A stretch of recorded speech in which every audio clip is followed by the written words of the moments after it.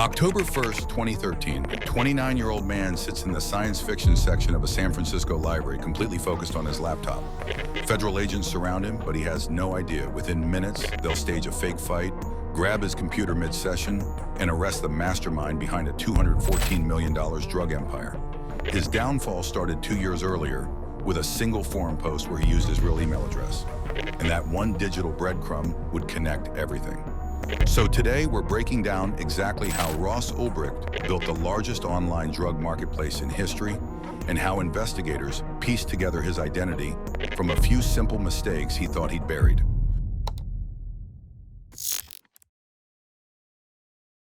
Ross Ulbricht grew up as the kind of kid parents dream about. Born March 17, 1984 in Austin, Texas, he earned the rank of Eagle Scout, scored 1,460 on his SATs, putting him in the 96th percentile, and landed a full ride to the University of Texas at Austin for physics. After graduation, he won another full scholarship for a master's degree at Penn State in materials science and engineering. Penn State changed him completely. He became obsessed with libertarian philosophy, spending hours reading Austrian economist Ludwig von Mises, who argued against any government interference in the economy.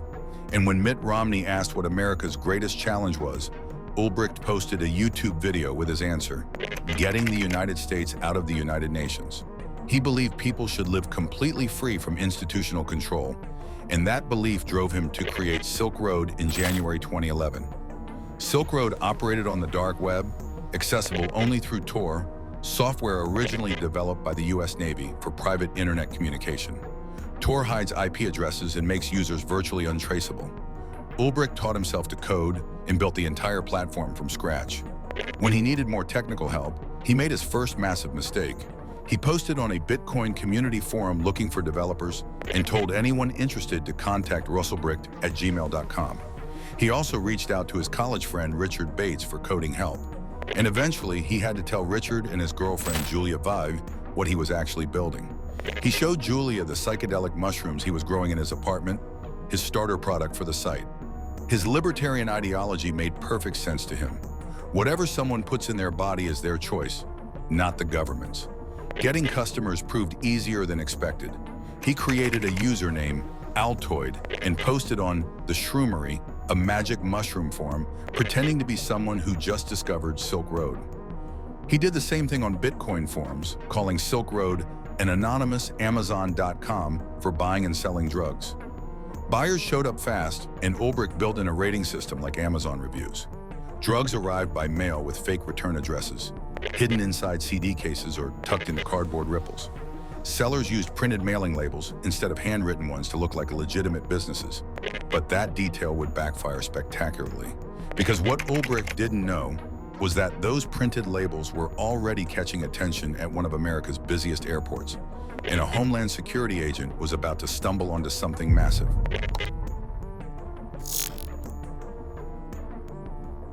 Summer 2011, Department of Homeland Security agent Jared Duryegian noticed something odd at Chicago's O'Hare International Airport: a small package with a neat printed address label containing a single pink ecstasy pill. Usually drugs shipped in bulk, so this lonely pill was suspicious. Then 2 or 3 similar packages started appearing daily, then 50, then 1,000 packages per day, many coming from the Netherlands. Duryegian tracked one package to its destination and talked to the buyer's roommate, who mentioned the drugs came from a site called Silk Road. He searched online and found an article by Gawker journalist Adrian Chen from June 2011. Chen wrote, "Making small talk with your pot dealer sucks. Buying cocaine can get you shot. What if you could buy and sell drugs online, like books or light bulbs? Now you can. Welcome to Silk Road." That article got 3 million views and put Silk Road on the map nationally, and Senator Chuck Schumer immediately called for the site to be shut down. Meanwhile, Ulbricht's girlfriend Julia and his friend Richard both urged him to shut down Silk Road after the Gawker article. Julia said the pressure of keeping his secret was insane, but Ulbricht lied to both of them, claiming he'd sold the business to someone else. He and Julia broke up shortly after Silk Road's launch, and Ulbricht moved to Australia for a while, staying with his sister in Sydney. During this time, someone using the name Variety Jones contacted him through Silk Road.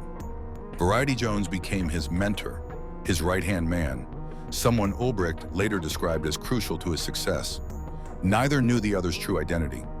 Variety Jones immediately spotted security holes in Ulbricht's operation and convinced him to encrypt all his files and install a kill switch on his laptop. Ulbricht created an escape plan: destroy laptop, destroy hard drive, find a place to live on Craigslist for cash, use a new identity. Variety Jones also came up with Ulbricht's infamous online persona, Dread Pirate Roberts, named after the fearsome captain from The Princess Bride, who passes the name to a chosen successor. Variety Jones pushed him to think bigger. Ulbricht wrote in his personal journal, "Silk Road is going to become a phenomenon, and at least one person will tell me about it unknowing that I was its creator." Over 2 years and 10 months, Silk Road processed nearly $214 million in sales, earning $13.2 million in commissions. The site grew to more than 100,000 users selling weed, cocaine, LSD, ecstasy, and heroin. By spring 2012, Ulbricht returned from Australia and moved to San Francisco. He rented a sublet he found on Craigslist and paid cash every month. His roommates knew him as Joshua Terry, and he kept to himself, eating steak dinners alone while running a global drug empire from his laptop. But while Ulbricht was building his empire in San Francisco, federal agents were getting closer than he realized, and some of them had their own criminal plans.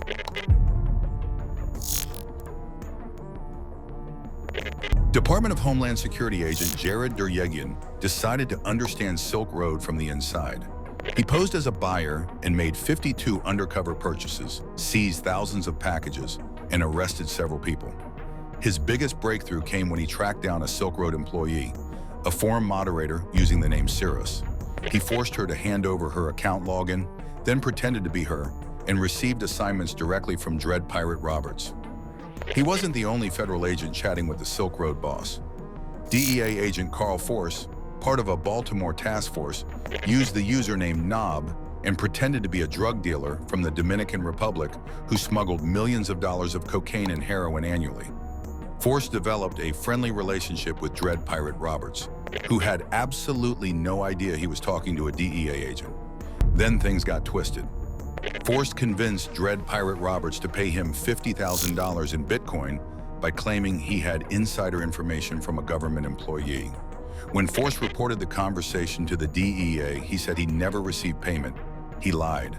Force funneled the Bitcoin into a personal account and stole it. Even more shocking, a second agent on the same Baltimore task force was also stealing. Secret Service agent Sean Bridges used his access to steal 20,000 Bitcoin from Silk Road user accounts when customer support representative Curtis Clark Green got arrested at his home with a kilo of cocaine. Dread Pirate Roberts believed Green stole the Bitcoin and wanted him roughed up. So he contacted Knob, DEA agent Carl Force, and asked him to beat up Green. Force agreed, but then Dread Pirate Roberts changed his mind. He sent another message. "Can you change the order to execute rather than torture?" Dread Pirate Roberts wrote that he had never killed a man or had one killed before, but it was the right move. He didn't want to risk Green giving information to authorities. Force agreed to do the job for $80,000 in Bitcoin, and later Ulbricht received photos of a dead Green lying on the floor. Except Green wasn't dead. Agent Force staged the entire murder scene, covering Green in Campbell's chicken and stars soup to fake blood. Prosecutors say Dread Pirate Roberts ordered hits on 5 people he felt threatened by. Silk Road attracted blackmailers and extortionists constantly. However, investigators never found proof that anyone was actually killed, and Ulbricht was never charged with murder for hire. Despite all this investigation and infiltration, government agencies still had no idea who Dread Pirate Roberts actually was. The DEA asked the FBI cybercrime team in New York for help because they had more technological expertise with the dark web. While corrupt agents were stealing Bitcoin and staging fake murders, another investigator was taking a completely different approach. He wasn't looking at the dark web at all. He was searching Google.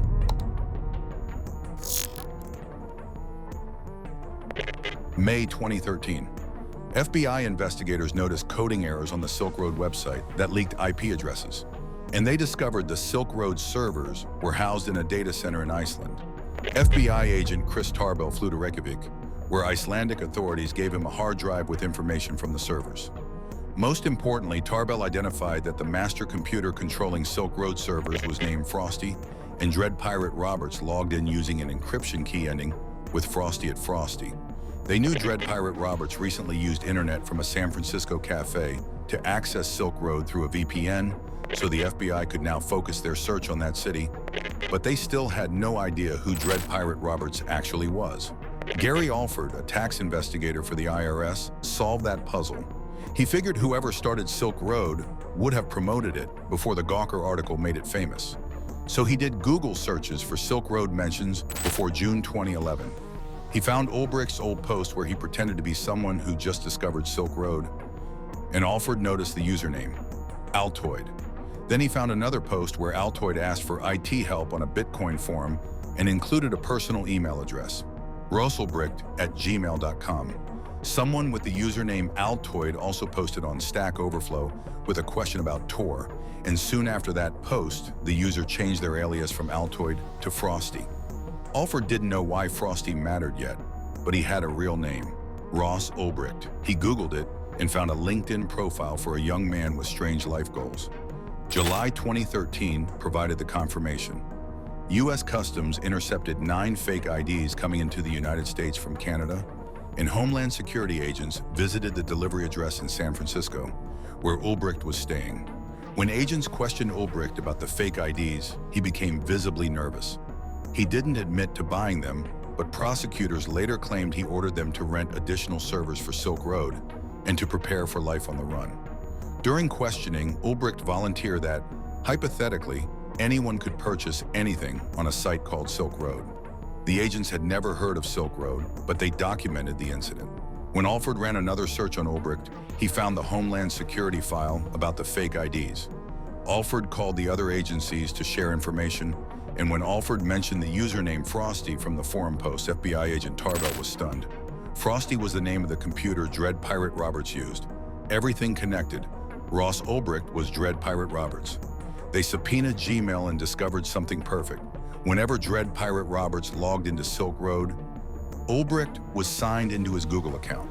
When Dread Pirate Roberts logged out of Silk Road, Ulbricht logged out of Gmail. But this wasn't enough for a conviction. They needed to catch Ulbricht with his laptop open, logged into Silk Road as Dread Pirate Roberts. They had their target. Now they needed the perfect trap, and Agent Deryegian, still pretending to be the forum moderator Cirrus, was about to set it.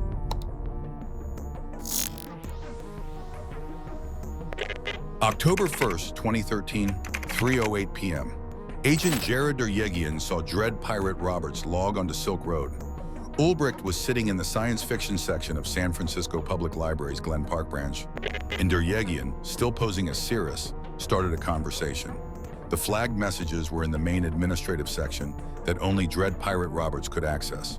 Deryegian kept the conversation going naturally, and when he knew Ulbricht was now looking at the admin screen with all his files exposed, he gave the signal to agents positioned throughout the library, and a commotion erupted near Ulbricht. When Ulbricht turned to look at the fight, an agent swooped in and grabbed his open laptop. Ulbricht lunged toward his computer, but another agent walked behind him and bear-hugged him. He was arrested and taken away. The fighting couple were undercover agents creating a distraction.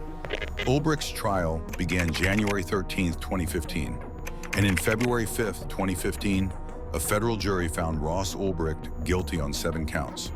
On May 29, 2015, U.S. District Judge Catherine B. Forrest delivered her sentence with harsh words, sentencing him to life in prison with no parole, far more than prosecutors requested. The FBI later identified Variety Jones as Roger Thomas Clark and arrested him in Thailand in 2015. Former DEA agent Carl Force got 6.5 years for extortion and money laundering. Former Secret Service agent Sean Bridges also got nearly 6 years, then an additional 2 years for stealing more Bitcoin from the government. Ross Ulbricht is still in prison today, serving life without parole. So what do you think about the story? Was Ross Ulbricht a visionary fighting for freedom, or just a criminal hiding behind ideology? Share your thoughts in the comments below. And if you enjoyed this deep dive into one of the internet's most shocking stories, don't forget to hit that like button and subscribe for more fascinating stories just like this. Until next time, stay curious and stay safe online.